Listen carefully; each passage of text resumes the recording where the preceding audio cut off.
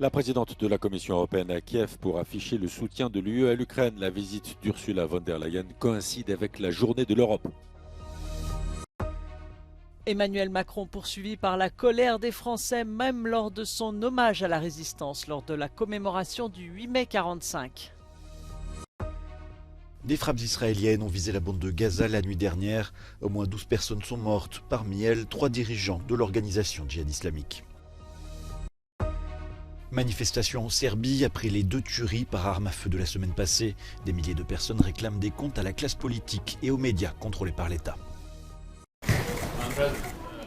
La présidente de la Commission européenne à Kiev pour afficher le soutien de l'UE à l'Ukraine face à l'invasion de la Russie. La visite d'Ursula von der Leyen coïncide avec la journée de l'Europe et intervient quelques heures après un nouveau bombardement nocturne sur l'Ukraine. Dans un tweet, l'ambassadrice des États-Unis à Kiev a condamné ces nouvelles frappes. Au lendemain des commémorations du 8 mai de la victoire sur la tyrannie, la Russie marque le 9 mai avec davantage de missiles et de drones sur les villes ukrainiennes. Volodymyr Zelensky après les décisions que l'Ukraine devait célébrer la victoire de 1945 le 8 mai et non plus le 9 comme le fait encore aujourd'hui la Russie. Désormais à Kiev comme à Bruxelles, c'est la journée de l'Europe qui est célébrée le 9 mai. Emmanuel Macron poursuivi par la crise sociale et la colère des Français même lors de la commémoration du 8 mai 1945. Le président français s'est rendu à Lyon pour commémorer la défaite de l'Allemagne nazie et la fin de la Seconde Guerre mondiale en Europe. Il a rencontré plusieurs anciens combattants ici à la prison de Montluc, un lieu emblématique où plusieurs figures de la résistance française comme Jean Moulin ont été détenues. De là, on entendait les cris d'une autre résistance. Malgré l'interdiction de manifester, quelques 5000 personnes ont protesté contre la réforme des retraites. C'est juste insupportable qu'ils récupèrent notre héros de la résistance, Jean Moulin, qui se rachète une conduite alors qu'ils font exactement ce pourquoi Jean Moulin s'était battu. Et on vient commémorer alors que le président est totalement en train d'opprimer son peuple et de privilégier une partie de la population. C'est risible, quoi. C'est n'importe quoi. Il n'y a plus aucune démocratie dans ce gouvernement. Donc c'est surtout pour ça que je manifeste. C'est pour le manque de démocratie et le manque de partage et d'égalité. Moi je sais que... on dit beaucoup aussi aux jeunes, ouais vous taffez pas vous machin. Moi j'ai des potes qui se cassent le dos depuis des années. Ils ont commencé à bosser à 16 ans dans des magasins. Eux qui va les protéger, qui va les aider en fait.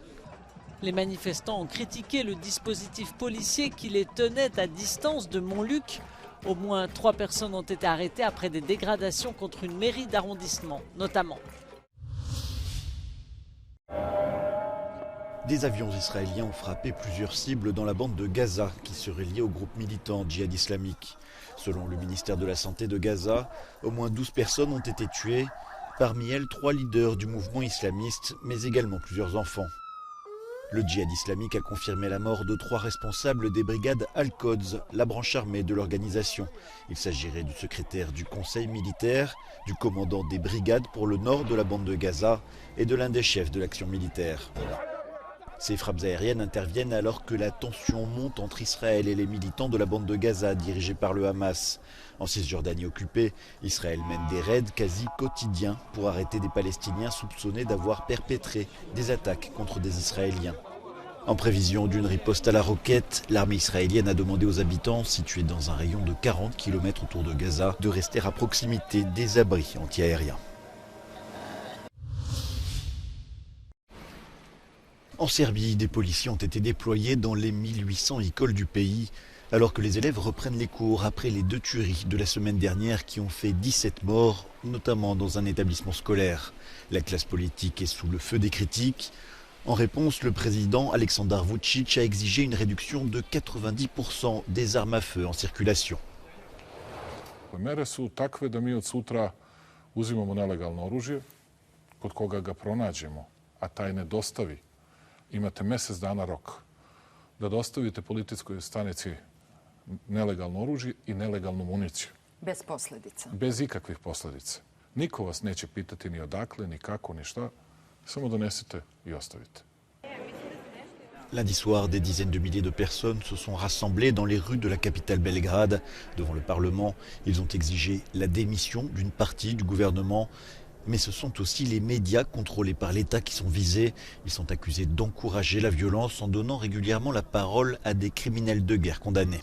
Postoji potreba da se iz korena menja ceo sistem, pa i sistem obrazovanja, zato što sam majka 2 učenika i želim da oni žive u neko bolje vreme nego što smo mi 90-ih i 2000-ih i danas. Čitavu atmosferu, klimu, što bi se reklo, to je stvorio sistem, odnosno konkretno prvi čovjek je glavni inicijator ove srpske nesreće. Réminiscence de la guerre, la Serbie est le pays d'Europe où le taux de possession d'armes à feu est le plus élevé. 39% des habitants en possèdent au moins une. La commissaire européenne en charge des affaires intérieures défend la politique migratoire italienne. Les propos d'Ylva Johansson interviennent en pleine tension diplomatique entre l'Italie et la France. La responsable suédoise dit comprendre les mesures prises par le gouvernement de la première ministre d'extrême droite, Giorgia Meloni. The state of emergency in Italy is of course a national decision, but as how I understand this helps Italy to cope with improving the reception capacities in a quicker way in the country, and that's absolutely necessary with these huge numbers of arrivals. But it's important to say Italy should not be alone. We have to support Italy here.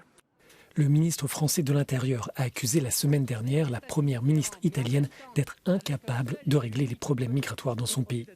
Ces propos ont provoqué la colère de Rome. Italy is under a huge pressure, and I think they are managing it pretty well. But they should not be alone. I must say that what we see now from the Italian Coast Guard is really impressive. They have rescued, I think, already more than 30,000 people this year. They are doing a tremendous good job here. And we also have the NGOs, but to a much lesser extent, of course. The state initiatives are the big ones when it comes to search and rescue. Depuis le début de l'année, plus de 42 000 migrants sont arrivés sur les côtes italiennes, soit près de 4 fois plus que l'année dernière, à la même période.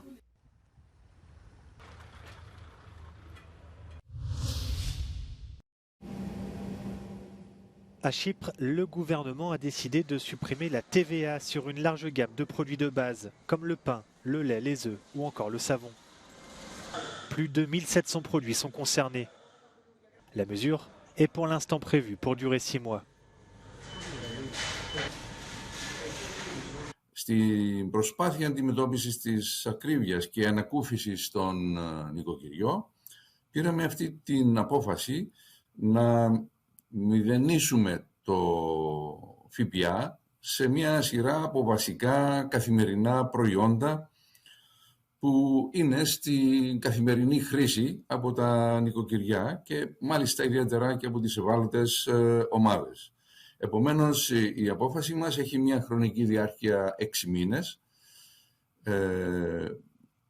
και αναμένουμε ότι θα υπάρξει μείωση του πληθωρισμού, επομένως και της ακρίβειας και, εν πάση περιπτώσει, εάν χρειαστεί, το μέτρο θα ξαναμελετηθεί και θα πάρουμε τις ανάλογες αποφάσεις. En avril, l'inflation à Chypre s'est réduite à 3,8%, alors qu'elle avait dépassé les 10% à son plus haut en juillet dernier. Mais les prix des denrées alimentaires n'ont cessé d'augmenter. Le ministère des Finances travaille actuellement sur la sortie d'une application mobile qui permettra aux consommateurs de suivre en temps réel les prix dans les supermarchés.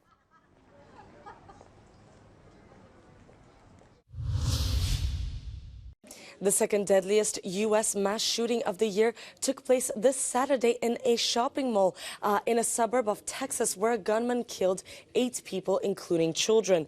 At least 201 mass shootings have taken place in the United States within the first 5 months of this year, according to the Gun Violence Archive.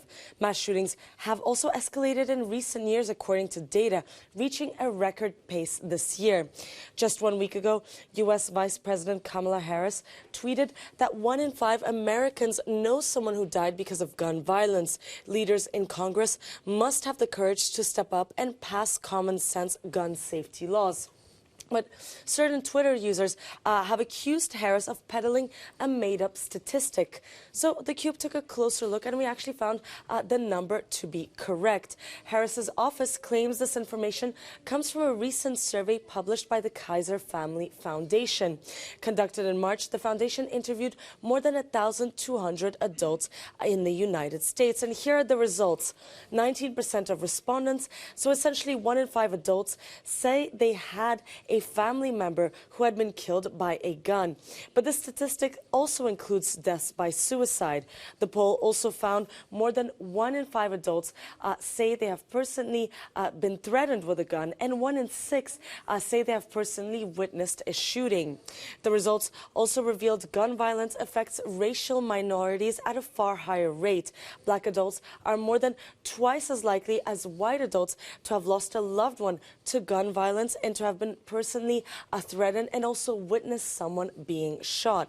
Another alarming statistic. In the past 3 years, guns became the leading cause of death among children and teens in the United States, surpassing car accidents in 2020, according to the CDC.